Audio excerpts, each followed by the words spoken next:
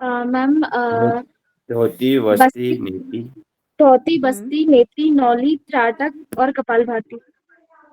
हाँ जी, आपका सही है, बट आपका जो सीक्वेंस है वो गलत है। सर आप बताइए। मैम मैम ने, हाँ, नीति धोती वस्ती नौली त्राटक और कपालभाति। देखो सीक्वेंस ये है, धोती बस्ती नेति, यहाँ तक सेम रहेगा। घेरन संहिता में भी षटक्रम बताए गए हैं और हट प्रदीपिका में बताए गए हैं, यहाँ तक दोनों में सेम है, धोती बस्ती नेति। हट प्रदीपिका में 4th नंबर पे आता है त्राटक और घेरन संहिता में आता है 5th नंबर पे। ठीक है, तो धोती बस्ती नेति त्राटक नौली कपालभाति, ये हमारे 6 हो गए। और घेरन संहिता में क्या हो जाएगा, वहां पे नौली पहले आ जाएगा और त्राटक बाद में चला जाएगा। बस ये याद रखना है तुम्हें, क्योंकि एग्जाम में सीक्वेंस ही आता है सबसे ज्यादा। सेकंड चैप्टर में कुंभक पढ़ेंगे और षटकर्म पढ़ेंगे। थर्ड चैप्टर में हम पढ़ेंगे मुद्राएं। 10 मुद्राएं बताई गई हैं और कुंडली जागरण के बारे में बताया गया है। फोर्थ चैप्टर में हम नादानुसंधान के बारे में पढ़ेंगे कि किसकी कितनी कितनी अवस्थाएं बताई गई हैं, कौन सी अवस्थाएं होती हैं। 4 अवस्थाएं बताई गई है, आरंभ अवस्था, घट अवस्था, प्रीच अवस्था और लास्ट निष्पत्ति अवस्था। मेरी स्पीड ज्यादा होगी तो बता देना।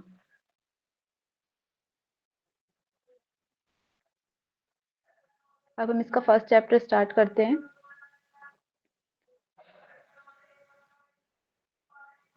देखो, हठ विद्या का उपदेश क्या है। भगवान शिव द्वारा माता पार्वती को दिया जाता है कि हठ विद्या का उपदेश। हठ विद्या का योग उद्देश्य क्या है, राजयोग की प्राप्ति। याद रखना है कि केवल्यम राजयोग है, हठ विद्या उपदेश्य थे। कहाँ पे बताया गया है, हट्ट प्रदीपिका अंदर। अभी मैं बुक से दिखाती हूँ।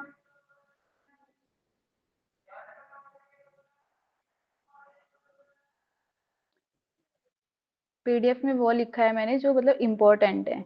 आप लोगों को बुक से पढ़ना होगा तो बुक से पढ़ लेना। देखो ठीक फर्स्ट है जो मैम। इसका, हाँ, हट्ट प्रदीपिका के अंदर जो पहले नंबर का ही सूत्र है, पूछ लिया जाता है कि स्टार्ट कहाँ से हुआ है। तो ये याद रखना है कि श्री आदिनाथाय नमो अस्तु तस्मै येनोपदिष्टा हठ योग विद्या विभाजाते प्रोन्नत राजयोग मारूढ़ मिच्छोर अधिरोहणम। क्या बोला गया है कि उन सर्वशक्तिमान आदिनाथ को नमस्कार है। सबसे पहले किसको नमस्कार किया गया है, भगवान शिव को। तो ये पूछ लिया जाता है कि हट प्रदीप में बताओ कि किसको नमस्कार किया गया, ब्रह्मा को किया गया, शिव को किया गया, आदिनाथ को किया गया। तो यहाँ पे किसको किया गया, आदिनाथ को। तो सबसे पहले क्या कहा गया कि भगवान शिव मतलब आदिनाथ को नमस्कार करते हैं, जिन्होंने क्या किया, हट योग विद्या की शिक्षा दी और राजयोग के उच्चतम शिखर पर चढ़ने की इच्छा रखने वाले अभ्यासियों के लिए सीढ़ी के समान है। ये याद रखना है। दूसरा क्या बोला गया इसमें, प्रणम्य श्रीगुरम नाथम स्वात्मा रायमणेन योगिना केवलम राजयोगाय हट विद्या उपदेशते। अभी जो मैं आपको पीडीएफ में बता रही थी, यहाँ पे लिखे ना केवलम राजयोगाय हट विद्या उपदेशते। तो हट योग का उद्देश्य क्या है, केवल राजयोग की प्राप्ति। शॉर्ट्स नोट्स बना लेना, लिख लेना, जैसे कि उद्देश्य लिख लिया, उसके आगे लिख लेना राजयोग की प्राप्ति। ठीक है, तो श्रीनाथ गुरु को प्रणाम करके योगी स्वात्माराम केवल राजयोग की प्राप्ति के लिए हठ विद्या का उपदेश करते हैं। तो हठ विद्या का उद्देश्य क्या हो गया, केवलम राजयोगाय हठ विद्या उपदेशते। राजयोग की प्राप्ति ही क्या है, हठ योग का उद्देश्य है। ठीक है, जैसे थर्ड में बताया गया, भ्रांते बहुमत ध्यानते राजयोगम जानतम हट्ट प्रदीपिकम धत्ते स्वात्माराम कृपया करम। कि अनेक मतों के कारण भ्रमित तथा राजयोग को नहीं जानने वाले लोगों के लिए कृपालु मतलब स्वात्माराम हट्ट प्रदीपिका प्रस्तुत करते हैं। किन के लिए किया गया है हट्ट प्रदीपिका प्रस्तुत, जो राजयोग को नहीं जानते हैं, जो लोग भ्रमित हैं, भ्रम में हैं, उनके लिए हट्ट प्रदीपिका प्रस्तुत किया गया है। हट विद्या ही मच्छेन्द्र गोरक्ष विजानते स्वात्मा रामो अथवा योगी जानितम तत्प्रसादम। इस बार ये वाला क्वेश्चन आया था, इसमें कुछ करके पूछा गया था कि कौन कौन से योगी बताए गए हैं हट विद्या के मर्मज्ञ थे, जो हट विद्या को जानते थे, जो तो दो ही बताए गए हैं इसमें। कौन कौन से, एक स्वात्माराम बता सॉरी मत्स्येंद्र नाथ बताए गए हैं, दूसरे गोरक्षनाथ बताए गए हैं। ठीक है, मत्स्येंद्र और गोरक्ष आदि योगी हट विद्या के मर्मज्ञ थे, मतलब इन दोनों को, ये दोनों क्या करते थे, हट विद्या को जानते थे। और किन की कृपा से, इन्हीं की कृपा से योगी स्वात्माराम ने इसे जाना। तो स्वात्माराम ने किन की कृपा से जाना है हठ विद्या को? मत्स्येंद्रनाथ और गोरक्षनाथ। ये सूत्र तुम्हें याद होना चाहिए पूरे। ये योगी बताए गए हैं, इसमें 33 गुरुओं के नाम हैं, ये पूरे तुम्हें याद होने चाहिए बाय हार्ट। देखो, श्री आदिनाथ मत्स्येंद्र सबरानंद भैरवा, एक एक लाइन डेली डेली याद करना कि श्री आदिनाथ मत्स्येंद्र सबरानंद भैरवा। तो पहले कौन है? आदिनाथ, दूसरे मत्स्येंद्रनाथ, थर्ड साबर, फोर्थ आनंद और सिक्स्थ भैरव। ठीक है, एक लाइन में ही देखो कितने हो गए। एक लाइन भी रोज याद करोगे तो 10 दिन के अंदर याद हो जाएंगे पूरा। तो श्री आदिनाथ मत्स्येंद्र सवरानंद भैरवा, फिर है चौरंगी मीन गोरक्ष विरूपाक बिलसैया। क्या है? चौरंगी, फिर मीननाथ, फिर गोरक्ष, फिर विरूपक्ष। आगे बताया गया मंथानो भैरवो योगी सिद्धि बुधश्च कंथड़ी। बिलसैया, मंथानो, सिद्धि बुधश्च, कंथड़ी, कौरंटक और शूरानंद। सिद्धिपादश्च चरपटी, कानेरी, पूज्यपाद, नित्यनाद, निरंजन, कपाली, बिंदुनाथ, काकचंडीश्वर, अल्लामहा, प्रभुदेव, घोड़ा, चोली, टिंटिनी, भानुकी, नारदेव, खंडहा और कपाली। ये हमारे कितने गुरु हैं? 33 गुरुओं के नाम बताए गए हैं। मैं एक बार ये पढ़ देती हूँ सूत्र कि श्री आदिनाथ मत्स्येंद्र सवरानंद भैरवा, चौरंगी मीन गोरक्ष विरूपाक बिलसैया, मंथानो भैरवो योगी सिद्धि बुधश्च कंथड़ी, कोरंटक सूरानंद सिद्धिपादश्च चरपटी, कानेरी पूज्यपादश्च नित्यनाथो निरंजनः, कपाली बिंदुनादश्च काकचंडीश्वरः, अल्लामः प्रभुदेवश्च घोड़ाचोली च टिंटणी, भानुकी नारदेवश्च खंड कपालिकस्तथा इत्यादो महासिद्धा हठ योग प्रभातः खंड इत्वा कालदंडा ब्रह्मांडे विचरन्ति। क्या बोला गया है इसके बारे में? कि उपरोक्त सभी महासिद्ध हठ योग के प्रभाव के काल से, प्रभाव से शून्य होकर ब्रह्मांड में विचरण करते हैं। लास्ट लाइन में बताया ना, खंड इत्वा कालदंडा ब्रह्मांडे विचरन्ति, कि कहाँ पे विचरण करते हैं? ब्रह्मांड में। तो इन 33 गुरुओं को नाम याद होने चाहिए बाय हार्ट। क्लियर है यहां तक? Yes ma'am. किसी को कोई डाउट हो तो पूछ लेना।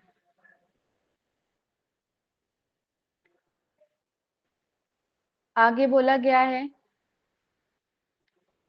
जो हठ विद्या है हमें उसको क्या रखना है? गुप्त रखने के लिए बोला गया है कि अगर हम इसको हर किसी को बता देंगे तो वो जितनी भी हमारे पास जो शक्तियां हैं वो सब क्या हो जाएंगी?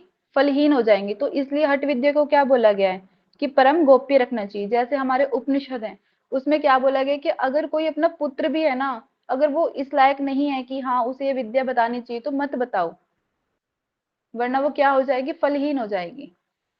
तो ऐसे ही हठ प्रदीपिका में क्या बोला गया है?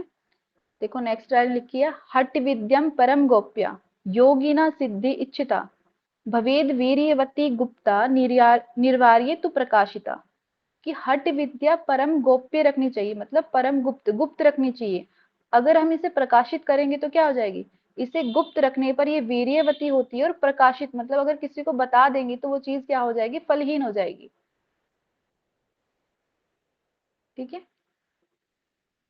नेक्स्ट है। नेक्स्ट इसमें स्थान के बारे में बताया गया है कि कैसा स्थान होना चाहिए एक योगी के लिए। 1/12 में बताया गया, याद रखना कि 1/12 में स्थान के बारे में बताया गया है। क्या बोला गया है कि सुराज्य, कि वहां का राज्य क्या होना चाहिए? सुराज्य मतलब राज्य वहां का धार्मिक होना चाहिए। सुराज्य धार्मिक देशे सुभिक्षे निरुपद्रवे धनु प्रमाण पर्यतन शीला अग्निजल वर्जिते एकांती मठिका मध्य स्थान तव्यम हठ योगिना। कि कैसा कैसा होना चाहिए? सुराज्य होना चाहिए, धार्मिक देश होना चाहिए वहां का, सुभिक्षे मतलब खाने पीने की चीजें वहां पे उपलब्ध होनी चाहिए। अब ऐसा नहीं है कि हमने कहीं पे इतनी दूर स्थान बना लिया कि वहां पे खाने पीने की कोई चीज नहीं है। ठीक है, तो इतनी दूर भी नहीं होनी चाहिए। ऐसा देश होना है कि हाँ धार्मिक होना चाहिए और सुभिक्षे खाने पीने की चीज भी उपलब्ध हो आसपास के एरिया में। निरुपद्रव्य मतलब लड़ाई झगड़े वाला स्थान नहीं होना चाहिए। अगर लड़ाई झगड़े वाला स्थान होगा क्या होगा? योगी तो ध्यान ही नहीं कर पाएगा वहां पे। ठीक है, वो बार बार उसका माइंड डाइवर्ट होता रहेगा। सीला अग्नि जल 4 हाथ की दूरी से अधिक पास ना हो। सीला अगर वो मान लिया कि कोई पत्थर वत्थर होंगे आसपास, कोई गिर जाए पहाड़ी से, अग्नि नहीं होनी चाहिए कि ध्यान कर रहा है योगी और पास में आग ही लगी पड़ी है, ठीक है, वो भस्म हो गया, तो ऐसा भी नहीं होना चाहिए। जल भी ना होना चाहिए। अगर नदी के किनारे बैठ के ध्यान करेगा तो क्या होगा, बाढ़ आ जाएगी, कभी भी कुछ भी हो जाएगा। तो यही बोला गया कि 4 हाथ की दूरी पे होनी चाहिए कम से कम, ठीक है। ये सीक्वेंस से याद रखने की, अगर आगे एग्जाम में पूछ लेगा कि प्रमाण प्रयत्न दे देगा तुम्हें, सुराज्य दे दिया, एकांत दे दिया, कि बताओ अभी से सीक्वेंस से लगाओ, क्योंकि एग्जाम में संस्कृत वर्ड आते हैं, बट हमें दोनों पता होने चाहिए, संस्कृत भी और हिंदी भी, कि पहले कौन से आएगा, दूसरे भी कौन से आएगा, थर्ड कौन सा आएगा। तो उसे सीक्वेंस में याद करना है कि सुराज्य, पहले राज्य के बारे में बोला गया है कि सुराज्य धार्मिक देश है, कि जहां हम ध्यान करेंगे तो वहां का जो देश होगा, जो राज्य होगा, वो क्या होना चाहिए, धार्मिक होना चाहिए। सुभिक्ष निरुपद्रव्य, कि लड़ाई झगड़े नहीं होने चाहिए और खाने पीने की चीजें आसानी से उपलब्ध हो जाए वहां पे। धनु प्रमाण पर्यतन सीला अग्नि जल वर्जिते, क्या क्या बोला गया, सीला आएगी पहले, फिर अग्नि आएगी, फिर जल आएगी, ठीक है। सीला मतलब पत्थर वत्थर, फिर अग्नि और फिर जल। वर्जित मतलब ये नहीं होने चाहिए। एकांत, एकांत में होना चाहिए। मठी का मध्य स्थान तव्यम हट योगिना, एक योगी का जो स्थान है उसके बारे में बताया गया है। फिर क्या बोला गया आगे सूत्र में, 1/13 बोला गया है कि स्थान, अब हमें पता लग गया कि कैसा होना चाहिए। फिर उस स्थान के बारे में बताया गया है कि वो स्थान कैसा होना चाहिए। अल्प द्वारम आरंद्र गर्त विव्रम न अति उच्च निचायतम सम्य गौम्यम सांद्र लिप्त मलम निशेष जंतु छिजितम बाह्ये मंडप वेदी कूप रुचिकम प्रकार संवेष्टिम प्रोक्तम योग मठस्य लक्षणम इदम सिद्ध हट अभ्यासिनी, कि कैसा होना चाहिए अल्प द्वार, कि हमने जो भी कुटिया बनाई है उसका द्वार कैसा होना चाहिए, अल्प होना चाहिए, मतलब छोटा होना चाहिए। हमने कुटिया बना ली है, अगर हम उसका बड़ा दरवाजा रखेंगे तो हम अब जंगल में हैं, तो वहां पे कोई सा भी जानवर आसानी से घुस जाएगा उसके अंदर। तो यही बोला गया है कि वो क्या होना चाहिए, अल्प द्वार होना चाहिए, छोटा दरवाजा होना चाहिए उसका। अरंध्र गर्त विवरम, रंध्र क्या होता है, कोई छिद्र होता है, तो उससे क्या होना चाहिए, अरंध्र गर्त विवरम मतलब कोई छिद्र नहीं होना चाहिए। ना अति उच्च निचायतम, ना ऊंचा होना चाहिए ना नीचा होना चाहिए, समतल स्थान होना चाहिए, ठीक है, इक्वल होना चाहिए बिल्कुल। अगर ऊंचा नीचा होगा तो हमसे क्या सही तरह बैठा नहीं जाएगा, वहां पे ध्यान नहीं लगेगा, मन बार बार डाइवर्ट होता रहेगा। तो इसलिए बोला गया कि ना अति उच्च निचायतम, कि वहां का स्थान क्या होना चाहिए, ना ऊंचा होना चाहिए ना नीचा होना चाहिए, क्या होना चाहिए, समतल होना चाहिए। साम्य गौम्यम सांद्र लिप्तम, तो गौम्यम मतलब गाय के गोबर से लिपा हुआ होना चाहिए, ठीक है। निशेष जंतु जिजितम, कि वहां पे जंगली जानवरों का प्रवेश भी नहीं होना चाहिए। और क्या होना चाहिए वहां पे, बाह्य मंडप वेदी कूप रुचिरम, कि बाहर मंडप होना चाहिए, कुआ होना चाहिए और वेदी। प्रकारम श्रमेष्टिम, ये सब होनी चाहिए। प्रोक्तम योग मठस्य लक्षणम इदम सिद्ध हट्याभि हट अभ्यास में, ठीक है। ये सब हमने पढ़ लिया कि कुटिया कैसी कैसी होनी चाहिए और स्थान कैसा होना चाहिए। कैसी होनी चाहिए कुटिया, अल्प द्वारम, रंध्र रहित, ऊंची नीची ना हो, गाय के गोबर से लिपी हुई होनी चाहिए, जंगली जानवरों का प्रवेश नहीं होना चाहिए, और मंडप, कुआ, वेदी, बाढ़ ये सब वहां पे होनी चाहिए। क्लियर है इतना, थम्स अप कर दो बस, क्लियर है तो सबको। ओके, आगे इसमें बताए गए हैं बाधक तत्व 15 नंबर में, और 16 नंबर में बताए गए हैं साधक तत्व। ये हमें बाय हार्ट याद होने चाहिए कि बाधक तत्व कौन कौन से बताए गए हैं। अत्याहार प्रयासचे प्रजल्प नियम ग्रह जंग संगम च लौल्यम च सडर वियोग विनश्यति। तो क्या क्या बताया गया, अत्याहार, अगर हम ज्यादा खा लेंगे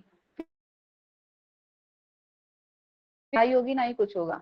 तो ज्यादा खाना क्या बताया कि बाधा है ये, ठीक है। अत्याहार, तो भूख से जब ज्यादा खा लेंगे तो वो चीज क्या हो जाएगी, हमारे लिए डाइवर्ट करेगी, तो वो बाधा उत्पन्न करेगी हमारे किसी भी काम में। फिर प्रयास, कि तुम्हारी अक्षमता नहीं है इतनी। स्क्रीन शेयर हो रही है, ओके। हाँ जी मैम, हो रही है। Okay okay. अत्याहार प्रयासचा प्रजल्प नियम ग्रह, कि क्या क्या बताया कि अत्याहार, ज्यादा आहार नहीं खाना है, कितना बताया गया, कितना खाना चाहिए? मिताहार वाला सूत्र पढ़ा होगा ना तुमने, सबने पढ़ रखी है हठ पर दीपिका। कौन से चैप्टर में आता है हठ पर दीपिका के? फर्स्ट चैप्टर में ही आता है मिताहार वाला। ठीक है, क्या बोला गया है मिताहार के बारे में कि एक चौथाई भाग, मतलब एक भाग, दो भाग खाना खाना है, एक खाली छोड़ना है और एक भाग पानी, ये बोला गया है ना। एक चौथाई हिस्सा, एक भाग खाली रखना है, मिताहार के बारे में बोला गया है। तो यहाँ पे क्या बोला गया? अत्याहार, ज्यादा नहीं खाना है। प्रयास मतलब अपने क्षमता से ज्यादा एफर्ट नहीं करना है। अगर तुम सोचोगे कि हाँ एग्जाम से एक दिन पहले सोचोगे कि हम शायद 10 की 10 यूनिट पढ़ लेंगे, तो वो पॉसिबल नहीं है। तो ज्यादा प्रयास करोगे तो फिर क्या हो जाएगा? बीमार हो जाओगे। तो यही बोला गया कि ज्यादा प्रयास नहीं करना है किसी भी चीज को लेके, इतना करना है कि हाँ जितनी तुम्हारी कैपेसिटी है। पढ़जल पे बोला गया है कि ज्यादा नहीं बोलना है। ज्यादा बोलोगे तो उससे भी क्या होगा? माइंड खराब होगा। देखा होगा कोई कोई बंदा बहुत ज्यादा बोलता होगा, ठीक है, तो वो क्या होगा? चंचल मन का होगा, वो एक जगह स्थिर नहीं रह सकता, उसकी एनर्जी कितनी लॉस हो रही है बोलने में। तो इतना ही बोलो जितना जरूरत हो। नियम ग्रह, ज्यादा ही मान लियो तुम्हारे हॉस्टल्स वगैरह हैं, तो जहाँ पे ज्यादा नियम फॉलो कर रहा है कि हाँ मुझे पूरी नियम में रहना है, पूरी चीजें फॉलो करनी है, तो वो भी एक बाधक तत्व है। जनसंघ, अधिक लोगों से संपर्क करोगे, तुम्हारा फ्रेंड सर्कल हो गया, अब तुम सबसे ही कॉल करोगे दिन में, तो क्या तुम्हारा जो एम है उससे भटक जाओगे। तो यही बोला गया कि अधिक जनसंघ भी नहीं करना है। लोलियम मतलब मन की चंचलता। ये सब क्या है? हमारे बाधक तत्व हैं। कौन कौन से? अत्याहार, प्रयासचा, परजल, नियम ग्रह, जनसंघ और लोलियम।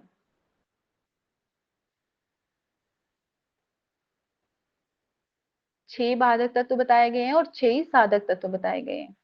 साधक तत्व में क्या क्या बोला गया है? उत्साह, साहस, धैर्य, तत्व ज्ञानश्च निश्चयात्, जनसंघ, परित्याग, षडर्भयोगो प्रसिद्ध्यति। यहाँ पे क्या वर्ड आया? प्रसिद्ध्यति, क्योंकि साधक तत्व जो हमें हेल्प कर रहे हैं वो प्रसिद्धि दे रहे हैं, और जो हमें डाइवर्ट कर रहे हैं वो कौन से है? विनश्यति। यहाँ पे वर्ड आया 15 में विनश्यति।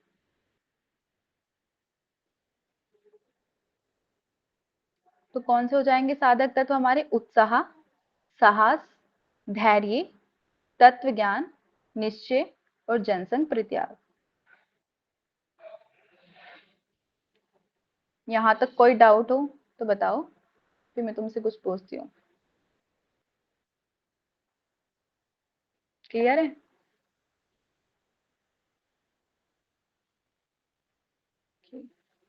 नोट भी करते रहना।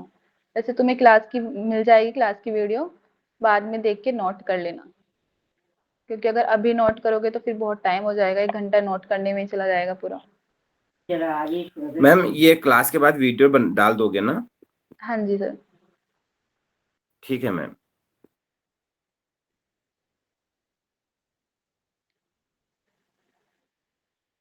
बट जो काम डेली दिया जाएगा ना, जितना पढ़ा दिया उसको पढ़ोगे तुम, तभी बेनिफिट है क्लास का।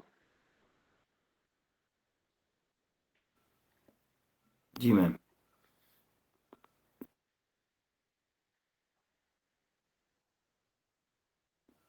क्योंकि इतनी जल्दी नोट नहीं हो पा रहा ना, फिर हाँ एक तो जी सस्ता सर। रहता है, लिखा भी नहीं जा रहा है।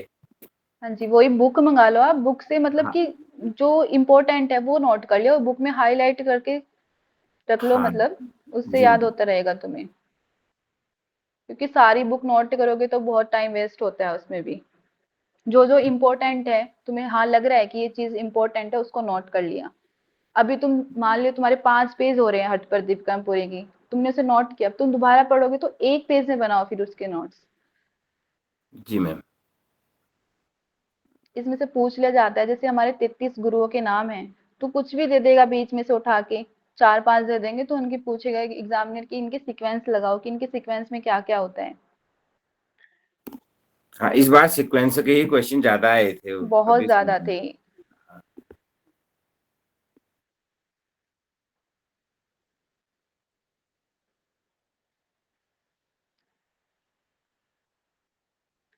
देखो मैं बुक की पीडीएफ खोली हुई है, ये यहाँ पे आदि नद वाले बताया गया है, सीक्वेंस बताया गया है।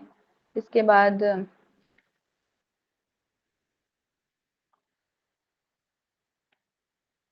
ये बताया गया, देखो 11 नंबर में, हट विद्यम परम गोप्य योगिना सिद्धि मिच्छिता भवेद वीर्यवती, कि कैसी होती है, वीर्यवती होती है। ये भी वर्ड आया हुआ है एग्जाम में एक बार कि कैसी होती है, मतलब विद्या वीर्यवती। और गुप्त रखने पे क्या होती है, वीर्यवती होती है। अगर हम उसे प्रकाशित कर देते हैं तो क्या हो जाती है, वो निर्वीर्य हो जाती है।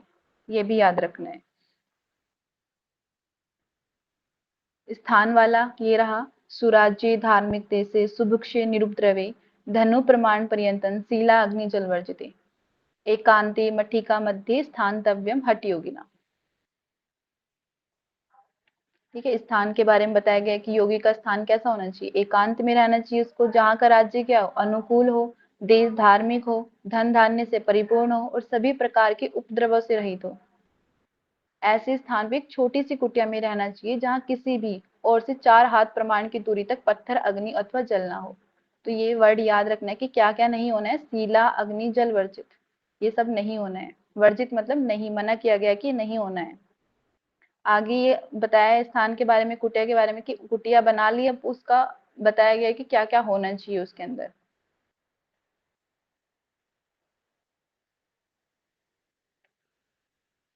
फिर मैंने बाधक साधक तत्व बताए गए हैं। 15 नंबर में क्या बोला गया है, बाधक तत्व बताए गए हैं ये रे बुक में। अधिक भोजन, अधिक श्रम, अधिक बोलना, नियम पालन में आग्रह, अधिक लोक संपर्क, मन की चंचलता, ये 6 योग को नष्ट करने वाले तत्व बताएंगे। आगे हमारे साधक तत्व बताए गए हैं, उत्साह, सास्थैर्य, तत्व ज्ञान निश्चय, जनसंग परित्याग, षडर्भयोगा प्रसिद्ध्यति। फिर 17 नंबर में क्या बोला गया है कि हठ योग का बताया गया है। इसमें क्या क्या है कि हटस्य प्रथमा अंग, क्योंकि हम प्रथम उपदेश पढ़ रहे हैं, तो क्या बोला है, हटस्य प्रथमा अंग त्वदाशनम पूर्व उच्यते कुर्यात दाशनम स्थिर आरोग्यम चावलाग्वम। तो यहाँ पे बोला गया है कि जो आसन है वो क्या है, हमारा हठ योग का पहला अंग है, मतलब पहला चैप्टर है। सब प्रथम उसका निरूपण करते हैं। और आसन क्या है, मानसिक और शारीरिक। आसन का बेनिफिट बताया गया है कि आसन से क्या क्या होती है, स्थिरता आएगी, आरोग्यता और शरीर का हल्कापन का अनुभव आता है। तो तुम इसे याद रखना कि क्या क्या बोला गया है, कुर्यात दाशनम स्थिरम आरोग्यम चावलाग्वम। ठीक है, संस्कृत में भी पूछ लेगा कि बताओ, कुर्यात दाशनम दे दिया, चावलाग्वम और स्थिर आरोग्यम की, इसे सीक्वेंस से लगाओ क्या क्या आता है आसन से। क्योंकि जो एनटीए पूछता है वो यही ऐसे ही क्वेश्चन पूछता है कि सीक्वेंस से लगाओ। हमें पता है कि एक लाइन का आंसर हाँ इसका ये हो जाएगा, बट नहीं, इतने में काम नहीं चलेगा, हर चीज सीक्वेंस से याद होनी चाहिए। ठीक है, 16-17 नंबर में क्या बताया कि हटस्य प्रथमा अंगत्वा दाशनम पूर्व उच्यति कुर्यात दाशनम स्थिर आरोग्यम और चावलाग्वम। फिर हमारे आसन स्टार्ट हो जाते हैं। कितने आसन बताए गए हैं हठ पर दीपिका में, 15 आसन 15। बताए गए हैं। हाँ जी मैम, 15 आसन बताए गए हैं। और घेरण संहिता में कितने बताए गए, 32 आसन बताए गए। 32। हम्म।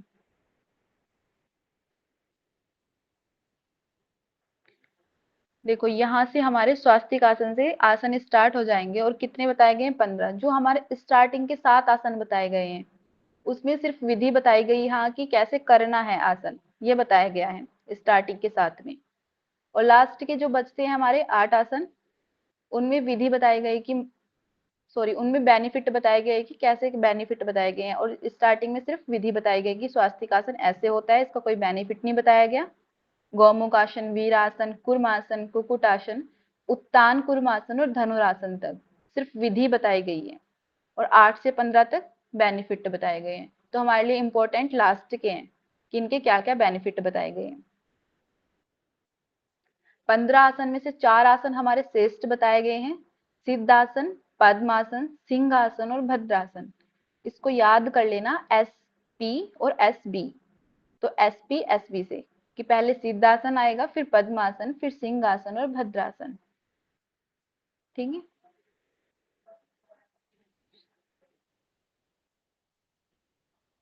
यहाँ पे ये जो 19 लिखा हुआ है मैंने इसलिए लिखा है क्योंकि जो हमारी इंग्लिश वाली बुक है ना, तो उसमें ये 19 वाला दिया गया है और हिंदी में दिया गया है 17 नंबर में। क्योंकि इंग्लिश वाली बुक पे हमारे यम नियम भी दिए गए हैं। हिंदी वाली बुक है जो, उसमें भी यम नियम दिए गए हैं, बट उसपे फुटनोट में दिए गए हैं। देखो मैं दिखा रही हूँ तुम्हें,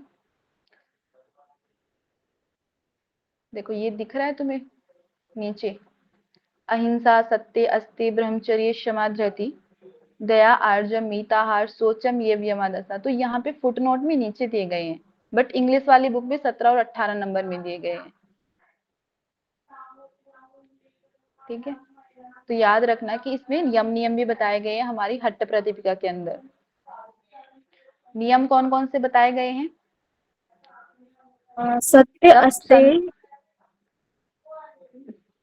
हाँ बताइए मैम। मैम 5 यम बताए हैं और 5 नियम बताए हैं।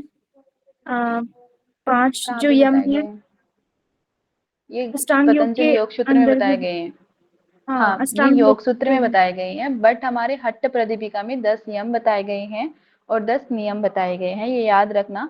एक अभी पढ़ लो पहले सारे टेक्स्ट, फिर तुम्हें समझ आ जाएगा कि किसके अंदर कितनी चीजें बताई गई हैं। योग सूत्र में 5-5 बताए गए हैं, बट हट्ट प्रदीपिका में 10 बताए गए हैं कि 10 यम होते हैं और 10 नियम होते हैं। पहला कौन सा होता है यम? सीक्वेंस याद रखना। अहिंसा, सत्य, अस्त्य, ब्रह्मचर्य, क्षमा, धृति, दया, आर्जव, मीताहारा, सोच, चा एव यमा दशा। तो कितने बताए गए हैं यम? 10 बताए गए हैं। 10 नियम बताए गए हैं। कौन कौन से?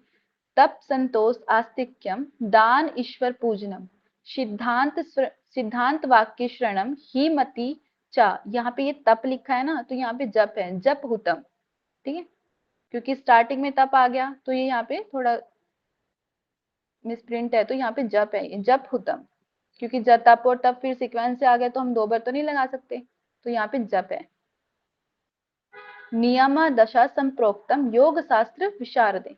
तो 10 यम है, 10 नियम है, लिख लेना। पहला यम कौन सा हो जाएगा? अहिंसा। दूसरा सत्य, फिर अस्त्य, ब्रह्मचर्य, पांचवा क्षमा, छठा धृति, फिर दया, फिर आर्जव, मिताहार और लास्ट सोच।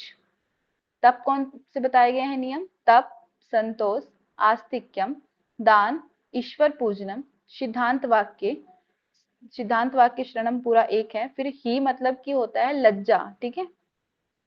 फिर मति मतलब बुद्धि और लास्ट जप। क्लियर है?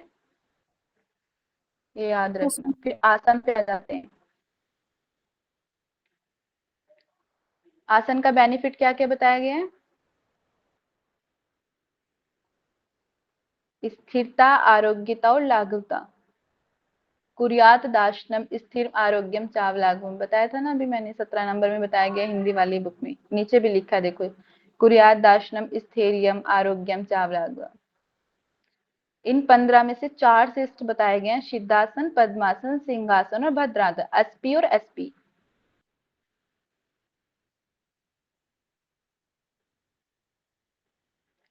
तुम्हारी बुक में लास्ट में सबसे पीछे पिक्चर दी होंगी कि कैसे कैसे आसन बताए गए हैं, कैसे कैसे करने के लिए बोले गए हैं।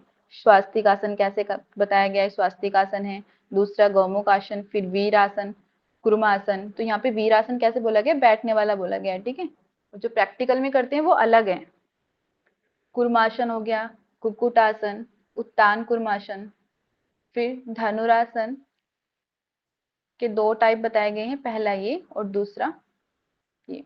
फिर मत्स्येंद्रासन, पश्चिम उत्तानासन, मयूरासन, शवासन। सिद्धासन, पद्मासन। पद्मासन भी 2 तरीके से बताया गया है, एक तो पैर पकड़ने वाला और दूसरा बिना पैर पकड़ने वाला। फिर सिंहासन और लास्ट है भद्रासन। ठीक है, अब इनके बेनिफिट पढ़ लेते हैं, जो हमारे 8 से 15 तक के बेनिफिट बताए गए हैं कि मत्स्येंद्र आसन के बारे में क्या बोला गया है। सबसे पहले सूत्र पढ़ना कि क्या बोला गया मत्स्येंद्र आसन के बारे में, कि मत्स्येंद्र पीठम जठर प्रदीप्तम प्रचंड रंग मंड खंड आस्त्रम अभ्यास था कुंडली प्रबोधम चंद्र स्थिरतम च ददाति पुषा। क्या बोला गया मत्स्येंद्र आसन के बारे में?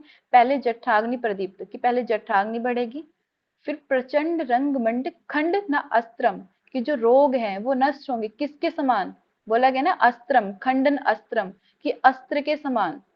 जैसे कोई भी अस्त्र होता है, अस्त्र मतलब जैसे तलवार होगी, तो तलवार से किसी भी चीज को काटते हैं वो जल्दी से कट जाती है ना, तो ऐसे ही बोला गया है कि मत्स्येंद्र अगर आसन का करोगे तो किसके समान रोग नष्ट होंगे? अस्त्र के समान। फिर कुंडलिनी जागरण होगी और लास्ट में चंद्रमंडल स्थिर होगा। एक बार एग्जाम में ये वाला वर्ड आया हुआ है, प्रचंड रंग मंडल खंडन अस्त्रम। तो बताओ ये कौन से आसन के लिए बोला गया है? ऐसे पूछा गया था। तो किसके लिए हो जाएगा? मच्छिंद्र आसन के लिए। याद रखना कि पहले जठराग्नि प्रदीप्त होगी, दूसरे में रोग नष्ट होंगे, फिर कुंडली जागरण होगी और लास्ट में चंद्रमंडल स्थिर होगा। मच्छिंद्र आसन के 4 बेनिफिट बताए गए। आगे है पश्चिमोत्तानासन। पश्चिमोत्तानासन के लिए बोला गया है कि जो प्राण है वो हमारा सुषुम्ना में संचार करेगा, जठराग्नि प्रदीप्त होगी, उदर पतला होगा और आरोग्यता आएगी। 31 नंबर में बोला गया है कि इति पश्चिमोत्तान आसनम आग्रम पवन पश्चिम वाहिनी करोति उद्यम जठर नालस्य कुर्याद उद्रे का आशय आरोग्यता च पुसाम। कि क्या क्या आएगी? प्राण सुषुम्ना में संचार करेगा, दूसरा जठराग्नि प्रदीप्त होगी, थर्ड उदर पतला होगा और लास्ट आरोग्यता आएगी। इसके भी 4 बेनिफिट हो गए और मत्स्येंद्र आसन के भी 4 बेनिफिट हो गए। कौन कौन से हो जाएंगे मत्स्येंद्र आसन के? जठराग्नि प्रदीप्त होगी, दूसरा मैंने बोला था रोगों का नाश होगा, कुंडली जागरण होगी और चंद्रमंडल स्थिर होगा। ठीक है, दोनों के 4 बताए गए। फिर आएगा मयूरासन। मयूरासन के लिए क्या बोला गया? हरती मतलब जो हरने वाला होता है, रोगों को काटने वाला होता है। तो हरती सकल रोगानाशु गुल्म उद्रादीनम अभिभवती च दोषान आसनम श्री मयूरम। तो श्री मयूरम एकमात्र एक आसन श्री मयूरासन है जिसमें स्त्री लगाया गया है। ये भी याद रखने। कौन सा आसन है जिसमें स्त्री वर्ड आया है? तो श्री मयूरम। मयूरासन में स्त्री बोला गया है। बहु कत्सन भुक्तन भस्म कुर्याद शेषम जन्यत्री जठराग्नि जारियत कालकूटम। ठीक है, समस्त रोगों का नाश करेगा, मतलब हरती सकल रोग नाशा, कि सभी रोगों को नाश करेगा। फिर उदर गुल्म के नाश, जो उदर से रिलेटेड जितनी भी हमारी बीमारी है उनको नाश करेगा। कुपथ्य भी पथ्य बन जाएगा। कितनी भी मतलब कितने भी फास्ट फूड वर्ड कुछ भी खा लो तो सब क्या हो जाएंगे? सब पच जाएंगे अगर मयूरासन करेंगे। ठीक है, बट खाने नहीं चाहिए। फिर इसमें बोला है कि जठराग्नि पैदा होकर किसके समान विष का नाश करेगा? जैसे कालकूट। कालकूट मतलब एक सर्प होता है, तो सबसे जहरीला सर्प होता है कालकूट। तो बोला है कि कालकूट का विष को भी पाचन कर जाएगा। इतना बेनिफिट बताया गया है मयूरासन का। ठीक है, इतना ज्यादा फायदा है हमें मयूरासन करने का। हट्टी सकल रोगानाशु, कि सभी रोगों को नाश करेगा। गुल्म उद्रादीनम, कि उदर से गुल्म नाश करेगा। अभिभवती च दोष आसनम श्री मयूरम। मयूर आसन को क्या बोला गया? श्री मयूर आसन बोला गया है।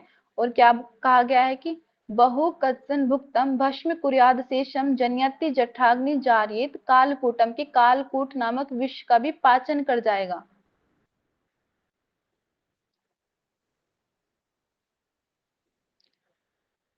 क्या क्या बोला गया था मत्स्येंद्र आसन के लिए? जठराग्नि प्रदीप्त होगी, अस्त्र के समान रोगों का नाश करेगा, थर्ड कुंडली जागरण करेगा और लास्ट चंद्रमंडल स्थिर करेगा। उसके बाद क्या पढ़ा? मत्स्येंद्र आसन के बाद पद्मासन। ठीक है, पद्मासन के क्या क्या बेनिफिट बताए थे?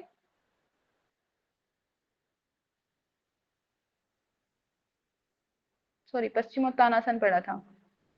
पश्चिमोत्तानासन में क्या पढ़ा था? प्राण सुषुम्ना में संचार करेगा, जठराग्नि उदर पतला और आरोग्यता आएगी। मयूरासन के लिए समस्त रोगों का नाश करेगा, उदर गुल्म का नाश होगा, कुपथ्य विपथ्य बन जाएगा, जठराग्नि पैदा होगा, कालकूट नामक विष को भी पाचन कर जाएगी। इतना बेनिफिट है। तो इन तीनों में क्या एक वर्ड सेम आया है? जठराग्नि, क्योंकि इससे भी जठराग्नि प्रदीप्त हो रही है, मयूरासन से भी और पश्चिमोत्तानासन से भी। ऐसे भी पूछ ले जाता है एग्जाम में कि जठराग्नि वर्ड दे दिया कि कौन कौन से आसन से जठराग्नि प्रदीप्त होती है। 4 ऑप्शन दे दिए, तो कौन सा नहीं होगा इसमें? शवासन नहीं होगा। शवासन का बेनिफिट बताया कि शांति दूर होगी, मतलब जो थकान होगी वो दूर हो जाएगी और चित्त में विशांति मतलब शांति आएगी।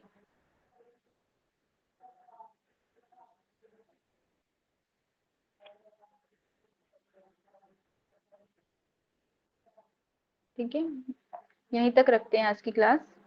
किसी का कोई डाउट हो तो पूछ लो कहीं पे भी।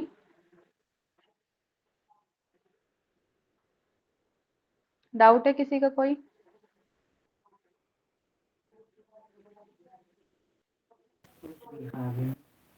नहीं, डाउट तो नहीं है मैम, बस याद करना थोड़ा टफ है कैसे।